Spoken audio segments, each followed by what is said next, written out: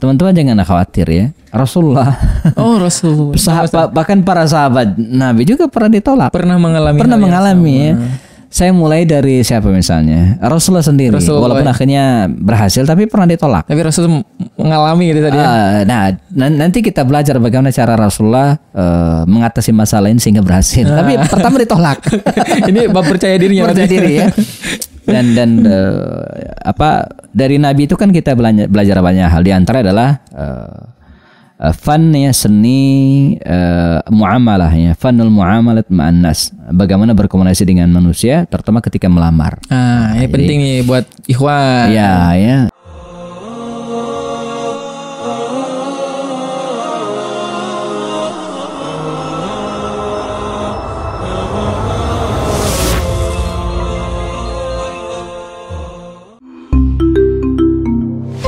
Kupas lewat obrolan santai.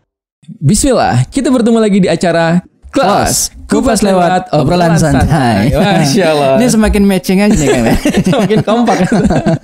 Baik Ustaz, Insya Allah kita bertemu lagi di kelas. Sehat ya Ustaz ya? Alhamdulillah. Alhamdulillah. Harus selalu sehat Ustaz. Karena umat membutuhkan Ustaz. Ya, soal uang itu nomor satu. Jadi masalah bersama itu. Kadang tidak akan pernah merasa cukup kayaknya ya. Enggak pernah. Tapi kita harus tetap merasa cukup. Hidup ini kan yang penting cukup. Yang penting cukup. Buat apapun cukup ya. Mau naik haji cukup. Beli mobil lagi cukup.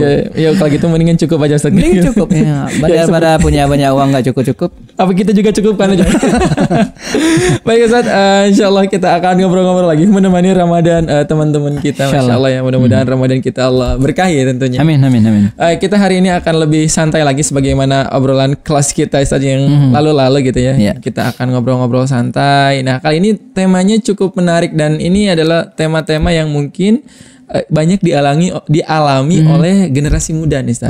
Terutama generasi muda yang mau menikah gitu kan, nggak percaya diri atau ditolak atau pernah di PHP dan lain sebagainya. Akhirnya memutuskan untuk kayak ngerasa semua cewek sama lah gitu kan. Semua cowok sama aja gitu kan. Kemarin kan kita udah ngebahas tuh tentang parentingnya Ustaz ya. Tapi ternyata sebelum ya yang Ustaz tadi bilang ayo menikah. Ada juga sebagian di antara teman-teman kita gitu Ustaz yang mengalami hal-hal seperti itu gitu. Dia pernah ditolak oleh akhwat atau ikhwan hingga akhirnya ngerasa insecure gitu sama dirinya sendiri, dia menutup diri dari lingkungannya gitu. Kemudian ya pokoknya udah nggak mau kenal sama dunia luar dan itu banyak hal-hal kayak gitu. Bahkan kemarin itu sempat ada yang viral di TikTok kalau nggak salah tuh. Nah, ada seorang perempuan itu diputuskan sama pacarnya dan frustasi gitu sampai berbulan-bulan. Kalau lihat dari video itu jadi kayak orang, mohon maaf gitu saja, kayak orang yang stres gitu ya, depresi dan lain sebagainya, ketawa sendiri, terus tiba-tiba nangis. Dan itu banyak di tengah masyarakat. Ekstrimnya saja yang satu lagi, bunuh diri. Nah, jadi permasalahan-permasalahan hal seperti itu ternyata banyak. Gimana Ustaz, Islam itu memandangnya seperti apa gitu Ustaz? Iya, sekarang ada satu kaidah yang harus kita pegang ya, terutama bagi teman-teman yang masih mencari jati diri dan masih bingung naruh kakinya satu di mana ya. Itu kan bujangan itu kan kalau sudah usianya agak bukan lanjut ya, agak ya di atas 25, dia seperti layang-layang putus ya. Jadi nggak jelas gitu ya, tergantung angin. Makanya apa kaidahnya? Jadi dalam cari jodoh itu percaya diri. Ini harus tapi tahu diri. Jadi bagaimana percaya diri dan tahu diri menggabungkan antara percaya diri, kita punya potensi sesuatu yang bisa kita andalkan untuk menghadap calon mertua ya. Tapi kita juga harus tahu diri kita ini siapa gitu kan. Sehingga andai satupun kita saat ditolak, kita evaluasi tentang diri kita. Tapi yang penting sebenarnya ini kalau kita bicara tentang ditolak, teman-teman jangan khawatir ya. Rasulullah. Rasul. Bahkan para sahabat Nabi juga pernah ditolak. Pernah mengalami ya. Saya mulai dari siapa misalnya? Rasulullah sendiri. Walaupun akhirnya berhasil tapi pernah ditolak. Tapi Rasul mengalami gitu tadi. Nah, nanti kita belajar bagaimana cara Rasulullah mengatasi masalah ini sehingga berhasil. Tapi pertama ditolak. Ini bab percaya dirinya. Percaya diri ya. Dan dari Nabi itu kan kita belajar banyak hal. Di antara adalah fan ya, seni muamalah ya, fanul muamalat ma'an nas, bagaimana berkomunikasi dengan manusia terutama ketika melamar. Ini penting nih buat ikhwan. Ya, jadi kalau ditanya calon mertua kerja di mana, dibilang nganggur, wah itu selesai urusannya. Nah, tapi saya menggeluti dunia entrepreneurship. Padahal saya jualan apa gitu ya. Jadi kalau disebut jualan bakso kurang. Gitu ya. Padahal dia punya 100 cabang. Bener-bener. Iya kan ya. Kerjanya jualan bakso. Wah, mertuanya udah ngeper duluan, udah mundur ya. Tapi kalau dia sebut misalnya atau fakta jualan bakso beneran tapi punya 100 cabang. Nah, 100 cabangnya itu yang diangkat. Ini kan masalah bagaimana kita berkomunikasi ya. Betul. Nah, kembali ke Rasulullah tadi, beliau pernah melamar Ummu Salamah. Ya, yang belakang memang menjadi istri beliau ya, Ummul Mukminin. Jadi ketika suami dari Ummu Salamah meninggal dunia, selesai masa iddahnya, Nabi datang melamar. Kata Rasulullah, "Ya Ummu Salamah, saya melamarmu." Kata Ummu Salamah, "Ya Rasulullah, sebenarnya siapa yang tidak pengen dan tertarik menikah denganmu? Pasti semua orang pengen. Anta Rasulullah, engkau Rasulullah, manusia paling baik. Tapi, nah ini ada tapinya. Tapi saya punya masalah." Jadi dia ditolak Rasulullah ya. "Saya tidak bisa menerima lamaranmu karena punya 3 masalah. Pertama, saya udah tua." Nah, jadi bukan seumuran Aisyah atau Hafsah yang masih muda. Itu berapa Ustaz kira-kira usianya? 35-36 tahun. Itu masih belum 40 ya, belum 40 tahun ya Ummu Salamah waktu itu. Tapi dibanding Hafsah yang mungkin masih belasan ya, dan seterusnya. Jadi dia membandingkan dengan yang lain. Saya ini udah tua gitu ya. Yang kedua, saya punya banyak anak. Artinya bukan gadis lagi. Ya. Ini babnya tahu diri tadi itu. Nah, ya. betul. Yang ketiga katanya, dan ini pertama sebenarnya, saya ini pencemburu. Jadi pencemburu, sudah tua, lanjut, maksudnya usianya sudah tidak muda lagi. Yang ketiga punya banyak anak. Kata Nabi memberikan keyakinan kepada Ummu Salamah ini, kata dia apa? Wa ammal ghairatu, adapun rasa cemburu itu akan dihilangkan oleh Allah. Selesai. Yang kedua, adapun usia, saya juga sudah tua, kata Rasul. Kalau kita hitung usia Nabi waktu itu, setelah perang Badar itu kan tahun ketiga Hijriah. Karena suaminya meninggal setelah perang Badar. Anggap saja tahun ketiga Hijriah, usia Nabi ketika Hijriah 53, tambah 3, 56 tahun. Jadi lebih dari Ummu Salamah. Ini babnya apa? Percaya diri ya. Yang ketiga, adapun anakmu, ya anakku juga, kata Rasul. Jadi tidak ada masalah. Maka menikahlah Nabi dan berhasil meyakinkan Ummu Salamah. Yang kedua, kisah Omar.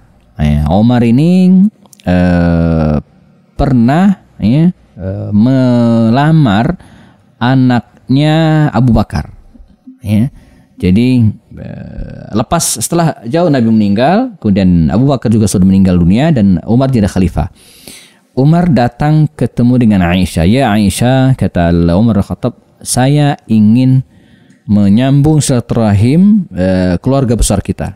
Keluarga besar Umar dan keluarga besar Abu Bakar. Pengen digabungin jadi satu." Ini bahasa kiasan ya. Jadi kalau ngelamar akhwat nanti begitu caranya. Ya. Saya ingin menggabungkan ya keluarga besar saya, gitu kan? Atau begini ya, misalnya ada akhwat, ada salam dari misalnya siapa namanya, Zahratus Syita misalnya kan. Ini nama asal aja saya, Zahratus Syita. Kata akhwatnya, "Siapa itu?" "Calon anak kita." Gombal. Cewek atau kemudian perempuan itu kan paling suka digombalin. Iya, bener. Ya, tapi nggak mau dikhianati. Catat tuh. Ya, jadi perempuan itu di mana-mana sama, suka digombalin tapi tidak mau dikhianati. Udah tahu gombal padahal. Nah, kembali ke tema kita. Kata Umar, "Ya Aisyah, saya ingin menggabungkan 2 keluarga besar ini. Untuk itu," kata Umar, "saya melamar adik bungsumu, Ummu Kulsum." Ummu Kulsum ini anaknya Abu Bakar yang paling bungsu, belum menikah. Maka ya Aisyah pun segera mendatangi Ummu Kulsum ya, di tempat terpisah dan disampaikan bahwa Amirul Mukminin Umar melamarmu. Kata Ummu Salamah, "Nggak mau." Wah, ditolak. Kata Ummu Salamah binti Abu Bakar, "Saya nggak mau menikah dengan Umar." Kenapa? Umar itu galak. Ya kan? Nanti kalau kami menikah berantem, malah hubungan antara keluarga besar kita dengan Umar malah retak. Saya nggak mau. Ini alasan yang masuk akal dan menjadi hak wanita untuk menolak. Nah, artinya sekali berumar pun ditolak. gitu kan. Umar aja ditolak. Apalagi kita. Nah, yang menarik bagaimana kisah berikutnya. Aisyah tidak berhenti di situ. Dia bingung gimana nyampein ke Umar. Karena kemarin saya sudah memberikan harapan gitu kan. Dia juga setuju.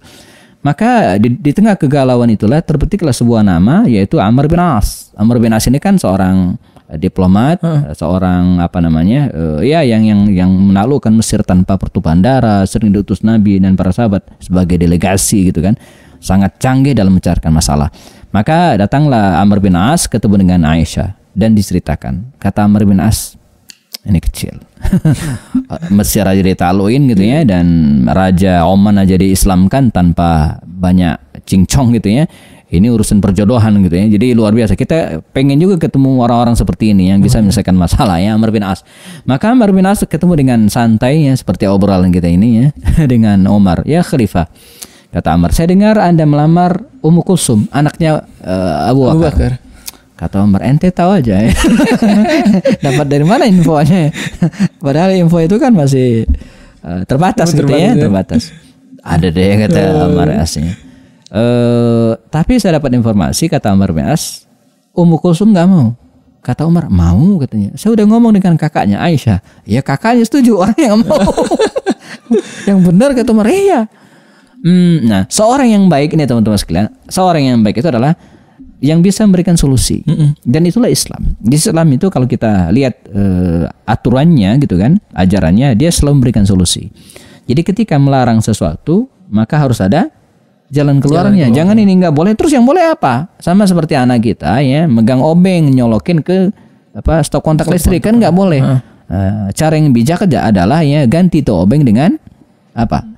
Kayu. Dengan coklat. Kalau diambil marah dia ya, diambil kemudian diganti dengan yang lain. Ini disebut dengan memberikan solusi. Islam melarang misalnya zina. Tapi ada yang boleh apa? Nikah. Kan sama aja kan? Sama itu, beda dengan zina kan akad doang ya. Yang satu saya bayar kamu 3 malam, yang saya tuh saya berikan mas kawin sampai akhir hayat gitu kan. Malah murah nikah daripada zina. Zina kan 3 malam doang ya, bayarnya gede. Nikah kan seumur hidup, bayarnya sekali. Itu pun bisa negosiasi maharnya. Jadi Allah itu misalnya mengharamkan tidak boleh misalnya riba. Tapi ada penggantinya apa? Jual beli. Nah, ya kan? Wa halallahu al-bai'a wa harrama riba. Allah mengharamkan minuman keras. Tapi membolehkan jus mangga. Jus jeruk. Jadi es batu. Jadi nah, Amr bin As begitu. Kalau Ummu Kulsum enggak boleh gitu kan, kita kembali lagi. Tapi kata Ummu Kulsum, kata Amr bin As, Ummu Kulsum enggak mau. Oh iya kata Umar. Ditolak, Umar ditolak. Tapi ada solusinya. Apa itu? Kenapa tidak cari Ummu Kulsum yang lain? Kan yang penting Ummu Kulsum. Yang mana kata Umar? Ummu Kulsum bintu Ali, anaknya Ali. Wah boleh juga, malah dari jalur apapun lebih mulia ya. Kan Ummu Kulsum binti Abu Bakar, ini Ummu Kulsum binti Ali, anaknya Fatimah, cucu Rasulullah. Maka singkat cerita mereka datang kepada siapa namanya Ali bin Abi Thalib, diutarakan keinginan, Ali setuju, dipanggil orangnya, setuju, oke, dan nikahlah Umar bin Khattab dengan Ummu Kulsum binti Ali. Jadi Umar pernah ditolak. Jadi kalau Anda pernah ditolak, santai bro. Santai. Umar aja. Umar. Jadi dunia tidak selebar apa daun kelor ya. Daun kelor itu kan kecil banget tuh ya. Nah, dunia luas ya. Bahkan tragis kisah tentang sebut tragis, berlebihan bahasanya ya. Salman Al-Farisi dan Abu Darda itu ini luar biasa ya. Saya tulis dalam buku saya ini ya, Memetik Hikmah 101 Sahabat Nabi. Jadi Salman itu kan orang baru, pendatang di Madinah, tapi pengen menikah, naksir seorang akhwat, minta temenin ke Abu Darda. Abu Darda itu orang Mekah, penduduk asli, tahulah dia karakter orang Madinah seperti apa. Penduduk Madinah bukan orang Mekah ya.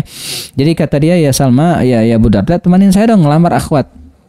Kata Abu Darda, boleh. Tapi harus nyiapin dari sekarang, bawa oleh-oleh, bila perlu mahar, karena bisa jadi pas nyampe di sana nanti suruh nikah langsung. Oh ya katanya, maka siap-siap lah dia, bawa oleh-oleh, ada apa namanya, wajik, bablaya, dodol ya, kemudian roti buaya ya kalau di Betawi.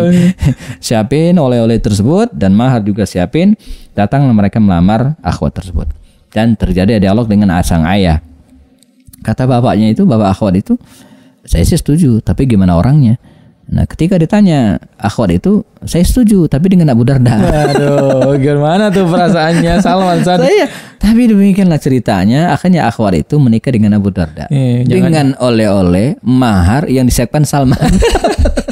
Ini juga sakitnya itu di sini. Ini belajarin nggak San nih? Iya. Jadi kalau bawa teman usahakan yang udah nikah dan jangan yang lebih ganteng. Iya, susah. Dia diintip kayaknya ini lebih oke gitu ya. Tapi yang luar biasa apa? Salman Al-Farisi. Santai aja deh, bahkan sampai akhir hayat dua sahabat Nabi ini tidak pernah berselisih. Dan terkenal Salman dan Abu Darda itu CS-an banget ya. Salman sering menginap di rumah Abu Darda dan sering memberikan nasihat. Abu Darda kan orang yang sangat sederhana. Sampai dia masih cerita tentang istrinya tadi itu, istri ini ditelantarkan oleh Abu Darda ya. Bukan telantarkan apa? Jadi istrinya tidur nggak ditemani, dia rajin sholat malam gitu kan. Kalau kita kan keluar gitaran nggak nemenin istri, ini enggak, dia sholat malam ninggalin istrinya. Kemudian puasa sampai badannya kurus. Dia nasihatin bahwa kita itu mata, telinga, tubuh itu punya hak gitu kan. Sampai seperti itu ikatan persaudaraan mereka. Jadi poinnya teman-teman sekalian, jodoh itu sesuatu yang harus kita upayakan. Tapi di tangan Allah, dan jodoh itu misterius. Sangat-sangat misteriusnya. Kita tidak kebayang ada orang yang lahir di selatan Sumatera sono misalnya nikah dengan orang Jawa di bagian tengah. Nah, ya Ustaz ini. Itu kan nggak kebayang gitu kan? Nggak kebayangin dari mana rumusnya itu, nggak susah. Tapi sebaliknya ada orang yang temenan dari kecil, SD bareng, SMP bareng, SMP juga bareng, dan kuliah terpisah gitu kan. Akhirnya menikah juga mereka. Ada banyak. Jadi misterius. Makanya doa kita itu kan supaya diberikan pasangan yang cocok dengan kita dan pas ya. Jadi belum tentu apa yang kita inginkan itu baik ya. Jadi dalam doa kita itu istikharah. Maka kita dianjurkan istikharah. Jadi ketika melamar akhwat itu sebelumnya itu ada bab istikharah. Istikharah itu adalah kita meminta kepada Allah dipilihkan yang terbaik dan kita libatkan Allah. Artinya kalau gagal, Allah sudah terlibat dan insya Allah yang terbaik.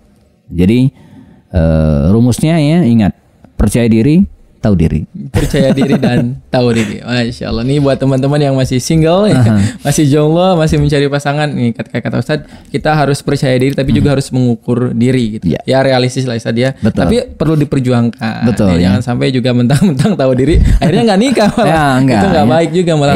Nggak boleh seperti itu. Galau, kemudian bingung boleh, tapi 3 hari doang. 3 hari doang. Setelah itu harus move on dan harus menemukan dirinya kembali. Masya Allah. Dan satu hal juga mungkin tadi yang penting dari pembahasan Ustadz, bagaimana dicontohkan oleh para sahabat gitu ya, sekali berumar sekalipun gitu ya.